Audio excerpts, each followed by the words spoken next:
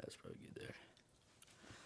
All right, so in this video, I'm going to be breaking down if I had to restart and go from basically bare bones zero to trying to make my first 10K a month. And in this video, I'm going to be breaking down kind of the different routes that you could go depending on your situation, depending on your motives, maybe what your skill sets are, and then my opinion based on my experience, right? Because like anything, I can only speak on my experience, what I've done, what I've tried, what I've failed at, what I've succeeded on, and what I think is the best way that you can move forward to making 10K a month, whether you're just starting from nothing, or maybe you've got a job and you're looking to kind of break free from that, and just overall get to that next point of maybe in your journey of entrepreneurship, right? So if I had to start from absolutely bare bones zero, and I'm saying this because I get a lot of people that ask me about this, is I would get a job, right? And now maybe some of you already have a job and you don't need to listen to this, but for this specific example, having a job is critical when starting a business, in my opinion. And I've had some people say, oh, I want to go all in. I want to jump into my business and put all my time and effort in. And that's great and all, but at the end of the day, like you have to have some sort of cash flow or income in order to get your business off the ground, right? It takes money to make money, and every business needs fuel. And in the world of business, fuel is cash. That's why you hear the term cash flow and why cash flow is so important when you're building a startup, right? It's different if you're in the big corporate world and working with big business, but we're talking about small business to medium-sized business and starting up a business, right? So you need cash flow. So first and foremost is you need a job and you need to be able to invest into your business, right?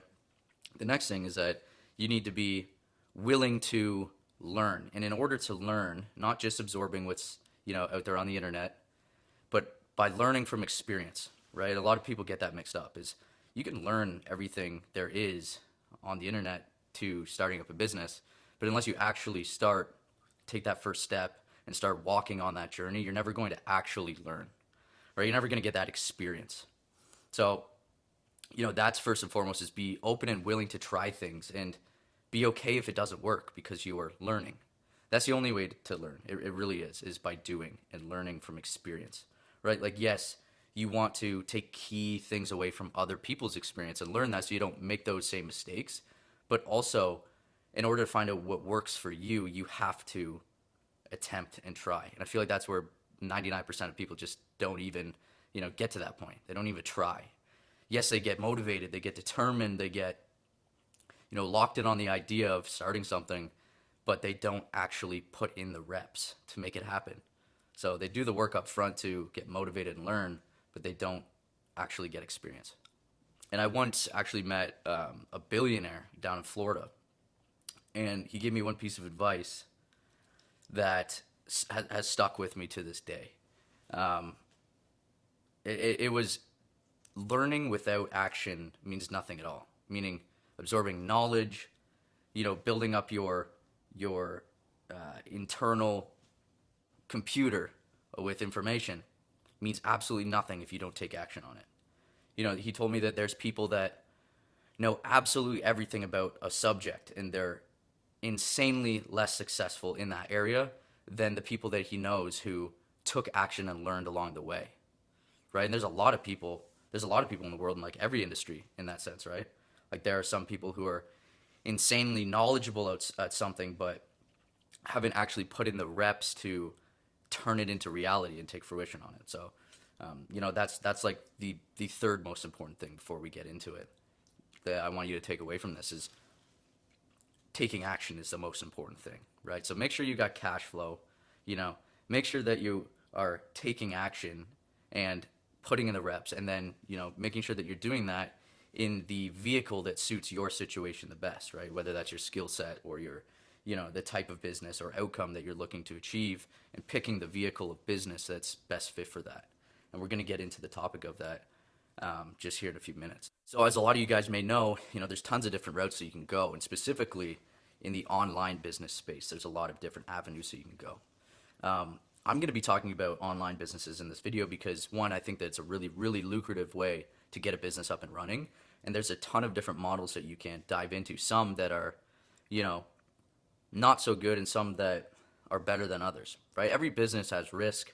Every business has, pros and cons, upsides and downsides, right? But it depends on what you're trying to get out of it and also what your skill sets are too. And then some are more lucrative than others. All right, guys. So the camera cut out last time, and I wasn't recording the audio apparently, so I got to redo this last section here. But I just wanted to go over breaking down now, jumping into service versus product, and kind of go over the differences. So when we think of a service-based business, right, we're thinking of services that are provided by human input, right? Unless you're selling some sort of like SaaS or digital service, most service-based businesses are human-based, right? Humans providing services to other humans. And with that being said, is when you get into the service-based business, right, whether you're running some sort of online service for businesses or consumers, you have to remember that it takes human input, right? So either skills yourself that, depending on which stage you're at, you might not have skills, right? So you got to sell your skills, which can be difficult if you don't have skills to begin with, or you're trying to learn the skills as you go, right? You're kind of like faking it till you make it until, you have a portfolio to provide or build things up. And that can be difficult, right? It can be difficult to start up. It can be difficult to scale, right? When you're continuously building up your product and starting that product, which is your service, from the beginning, right? Without any prior experience. So, the other thing is that with service-based businesses, you're limited to human capacity, right? You can only scale as much as you can bring on, employees, contractors, so on and so forth, right? So it's very good for getting started, right? If you're trying to provide a business with little, upfront intake, little upfront cost, right? Because you can get started and start selling services, but to actually get it up and running, to 10K a month and beyond, that's kind of the topic of this video. It can be very difficult, and to go even beyond that, like to scale to 6 figures a month and beyond that, it can be extremely difficult because you're so limited on human capacity, right? You have to hire more people. You have to hire more employees, contractors, people who can provide service and provide that experience to your clients or your customers, right? So that can be kind of the difficult part in that. Now, you've got various ways that you can go when starting a service-based business. But what I want to move over to is talking about product-based business and the differences between product-based businesses and service-based businesses. A lot of times in the past, you had to, either create a product, invent something new, or, have specific private access to sell other people's products, like kind of like a retail style situation. But in today's age, you don't have to do that. You can start selling products and using white label products, right? Products that you find from suppliers overseas, and start white labeling these products and using different fulfillment models to do so, right? So a couple of the fulfillment models that a lot of people get started with, or the business models with product-based businesses, are Amazon FBA, selling on Etsy, eBay, Shopify. I mean, I don't suggest selling on eBay ever, but there's various different routes that you can go with these product-based businesses, right? So if we break them down and we're looking at, okay, what's the best route to go in terms of, getting started, right? Low upfront risk, low upfront capital, ease of getting into the market, and highest potential to scale. There's a few things that we want to look at, right? With Amazon FBA, a lot of times you have to order inventory up front for products that you don't even know you're going to be able to sell, right? You don't know that the market's going to buy them from you. You don't know that you're going to be able to sell and scale these products, but you're forced to order inventory up front, right? You're forced to buy bulk inventory, ship it to Amazon to use the fulfillment by Amazon fulfillment process, right? So there's upfront risk involved with that, right? And there's upfront capital involved with that. Now you can't scale that, right? It's dependent on your product and how you're managing stuff within that model, but at the same time, you're also taking on more risk and more upfront capital needed to get started, right? Which, when you're starting out, isn't ideal. And then if you look at, models like Shopify, for example, and using the dropship model with Shopify, there's less risk up front, right? There's less risk in terms of you don't need to buy a bunch of inventory up front if you're using the dropship model and you're doing it properly. You don't need to put up a bunch of budget and capital, like tens of thousands of dollars to get started with it. And you don't need to risk these things selling a product before you know if that product's going to sell, right? If you're using the dropship model, you can start testing products and finding proof of concept in the market or in the algorithm that you're advertising on, and get that proof of concept before you start to scale and push more budget, more money, and more risk into the business, right? So you can do this with really low upfront risk and low upfront budget capital, and you have the highest scaling potential there is because you're not relying on humans, as much as a service-based business, right? The more you scale the service-based business, the more humans you need to get involved, right? The bigger you need to expand your team, and it's more reliant on humans when you're working with service-based for the most part. But if you're relying on product-based business, right, you're relying more on product volume and systems, right? Systems of fulfillment and shipping the product to the customer if you're selling physical products, systems involved with customer service and taking care of that side of things, and overall operations. A lot of that can be systemized and less reliant on humans, which is the best part, right? So that's why, I'm biased on starting product-based businesses over service-based businesses, especially if you're just starting out. All right, guys, real quick before we get into the rest of this video, I just want to ask that if you've learned anything or have got any value from this video, that you like this video down below, because it helps me more than you know get this out to more people, helps keep me motivated to make videos like this to continue helping you guys on your own journey. And if you haven't already, subscribe to the channel as well, as I'm going to be dropping videos like this each and every week, just dropping value bombs. I don't want you guys to miss out. And then again, if you want to take it a step further, I want to invite you to join our private e-com community down below. It's also going to be in the description. This is where you can get answers to your questions each and every day, chat with me and my business partner and all of the community members inside that group to get answers to your questions and help get you to where you're trying to go. So without any further ado, let's jump into the rest of the video. So now we can dive into how would we actually get this started up, right? What would I do if I had to go back, redo it all from scratch, and start over, right? And then this is what we look into, the platform that we're going to use, right? How do we actually present our products?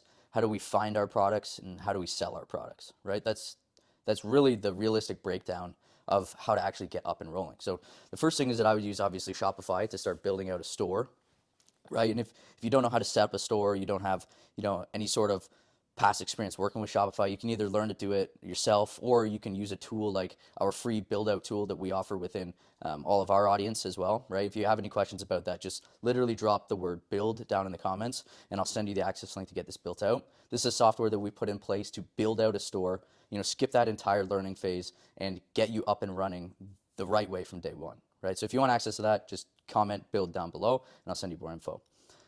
But if you were going to go out and build out this store, you've got your store now, you're using the platform of actually hosting your business, and now you need to figure out what you're going to go and sell, right? So you need to go out and start looking for products that you can sell and using what people are buying in the market to get a base idea on what products that you want to sell, right? The biggest mistake I see a lot of people make when they get involved with this is they want to start selling products that they want to start selling, right? Or that they think will sell.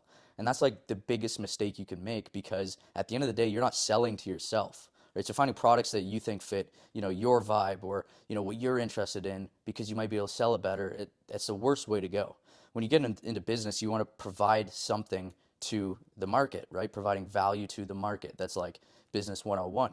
Get involved, either figure out a problem that you can solve in the market, or find a gap in the market or a potential piece of the market that you can provide to, and start looking that way, right? So first you want to reverse engineer it and look at what products are either people already buying and you provide them just a better, more unique and valuable version of that product, or what problem are people having and provide them a product that solves that problem and fits that need, right? That's as simple as it is. Keep it simple. People overcomplicate this, they overthink it, and they set themselves up for failure from day one, right? When they do it the other way around. So change your mindset in that sense of figuring out the products that, either fit a market need or solve a problem within the market that, again, the market needs, right? So start there. And then after you've figured out how you're going to host your business, how you're going to host the products that you're selling, the types of products that you're going to start testing and figuring out what works, is you need to figure out, how am I going to actually drive traffic, right? How am I going to sell that product? So we've hosted it, we found it, now we need to sell it, right? And this comes down to realistically two different ways that you can go about it. You can either go the organic route or you can go the paid route. And the two differences between that is organic is just not paid. It's posting and leveraging the algorithm on TikTok, Instagram, YouTube Shorts, whatever it may be that's hot right now, to try and put your product in front of people and leverage the algorithm to go viral, right? Or you can go the paid marketing route, which is using the ad platforms like Facebook and Instagram ads, TikTok ads, Google ads, Snapchat ads, and figure out which route that you want to go with those, right? And in my opinion, paid will always be better than organic. And the main reason is because a lot of people out there are telling you that, hey, you can start up this business, you can post a couple of videos, get it to go viral, and you make hundreds of thousands in sales. And that's just not the case, right? A lot of times you'll see these people post up videos, get millions of views on their videos about the product, and those views just don't convert. And a lot of times is because it's just not the right traffic source. It's just literally what the algorithm is pushing to get more views, and it doesn't mean that those views are going to convert into buyers. You can just get a ton of views and it's going to automatically convert, and it's just not true, right? Yes, you can get organic to convert, but you have to do it a certain way, and a lot of people, don't understand how to do that properly. So as long as you're, doing things properly, you can get something like that to get up and get rolling. But in my opinion, it's a lot better to have organic working alongside your paid marketing, your paid traffic as your backbone to your business, right? Because paid marketing will always be more scalable, more reliable, and something that you can consistently grow your business around, right? So being more consistent. And then you can have organic just kind of like hitting spurts, alongside or in the background of your paid marketing. Then if we look at paid marketing, it's simply broken down into picking the channel of paid marketing that you want to go. And again, it's not just pick what's best or what everybody's talking about or whatever. It's pick it based on your business, right? Pick it based on the products that you sell, the niche or type of product that you're trying to market to, right? And this comes down to the demographic that's on the actual platform that you're advertising on. So, for example, if you're going to go the TikTok route, a lot of times you're going to run ads on TikTok to people who are younger demographic to middle aged. And then if you're selling on Facebook or Instagram, a lot of time the demographic that's on Facebook and Instagram are middle to older aged, specifically Facebook, right? And then if you look at like Snapchat, it's very similar to TikTok, more younger to middle aged demographic, maybe more middle aged, so on and so forth. And it's completely different based on the type of product that you're trying to sell, right? So reverse engineer it. Figure out that first. What type of product is it that you're selling and who's it going to cater to most? And then pick the platform and the traffic source that's going to fit that the best, right? So me specifically, I focus mainly on Facebook, Instagram, and Google ads. So a lot of times, the products that I'm selecting are more towards the demographic of that middle-aged to older demographic that's fitting on Facebook and Instagram. And then, you can run all of your remarketing and everything on Google ads. So that's the strategy that I'm following because I've reversed engineered it to pick the hosting platform, the product types, and the paid traffic source that fits my business. And that's all you have to do. That's what you have to do from the get-go to figure out how do I do this properly. And if you can just switch your thinking to start thinking like that, it's going to set you up in the right, area. It's going to push you towards the highest rate of potential success instead of trying all these random things that a bunch of people are talking about or trying to push you towards. It's just not going to work, right? You're literally getting all of these sorts of info from everywhere and trying to connect the dots and ending up, getting frustrated and realistically just resulting in failure, right? So reverse engineer it, figure those three things out and how you're going to tackle that, and then dive into that. Okay, so the next thing that you need to be thinking about when getting involved with this is surrounding yourself with people who are actively in the business that you are jumping into, right? It's like the saying, you are the five people that you surround yourself with. And as cliche as it is, it's so true, right? Getting involved with people who are on the same path as you, who are doing currently what you're trying to do and have already made it to that end goal that you're trying to achieve, right? Or maybe are just a couple steps ahead of you that you can network with, that you can learn from, that you can bounce questions off of, and inevitably learn from their mistakes, right? Because not only do you have to learn from your own experience, you can also speed up your rate of success by learning from other people's mistakes, right? So get involved with some sort of community, some sort of group, some sort of network that you can join, be a part of, and attend, to what people are saying, listen to what people are saying, and, ask questions and get input on those questions, right? Don't try and do everything yourself and learn from trial and error because it's just going to, again, slow down your rate of success when you can realistically just get involved with a group or a community and speed that up, right? So that would be the next thing.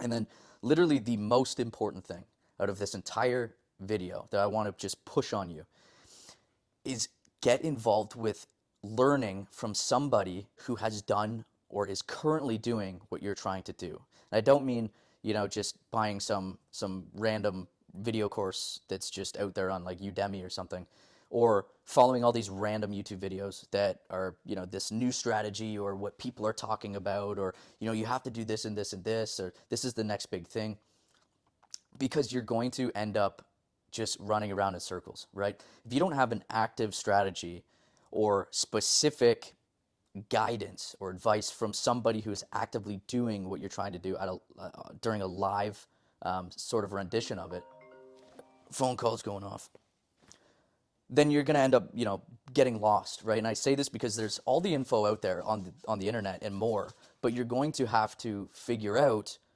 which information is actually, man, do you mind? Do you mind? Come on. Sorry, what I was saying was you're going to have to figure out which information is actually valuable, which is bullshit, and what is actively, working right now. Which a lot of times people on the internet are just spitting out theory-based information. It's not actually based on experience or that's currently actively working. So you're going to have to filter through all of that, figure out what's actually working, and then piece it all together in hopes that it's actually going to work. Which I like to explain this analogy is, think of your business as a mathematical equation, right?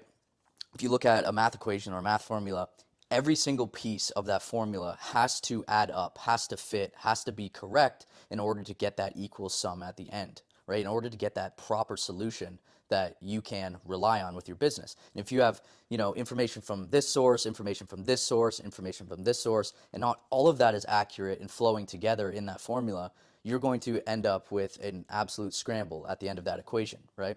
Everything has to line up, everything has to work and correlate together to get that solution that you're trying to achieve, right? So it's very, very important that you're actively getting your information from one source and mastering that one source of information, that one strategy, and really making that work before you start to expand into maybe some other things that you can add into your business and try. It's again kind of like a science experiment. You only want to have one new variable that you're testing at a time. You don't want to try out a bunch of random variables, because then you won't know what works and what doesn't, right? Until you're doing active split tests of bringing in new information and testing that out into your business one at a time. But get focused on one thing and learn from one resource and master that before you expand into, other areas that you can continue to grow and learn and implement into your business. Right, so that's my last and most important piece of information is get focused on one thing, get involved with that and master that, and you're going to set yourself up for so much faster rate of success than you would trying to learn it all on your own from just random information on the internet, because there's a lot of BS out there, right? So I hope that you guys got some value from this video. I hope that you guys kind of learned something, or maybe even just like tweaked your mindset in the way that you think of things, and can maybe learn something and implement it into your business. So, again, if you guys got any value, I just want to ask that you do drop a like down below and, comment a question, maybe something that sparked and piqued your interest, that you want to get some new information around, and I'll be able to answer that inside the comment section and just be able to go more in depth on it there. And then if you haven't already, I want to ask that you subscribe to this channel, as I'm dropping videos like this every single week on the week, and I don't want you to miss out on those. And I want you to be able to, actually learn and take action on these things. And again, if you want to take action and take it another step further, I want to ask that you join our VIP private ecom group down below. It's on Discord, and we go in there, each and every day and answer questions that all of our members have and help them get from where they are to that next step at the fastest rate of success, learning from our experience, things that are working inside the community and things that you guys can learn from as well. So without any further ado, I'll see you guys in the next video.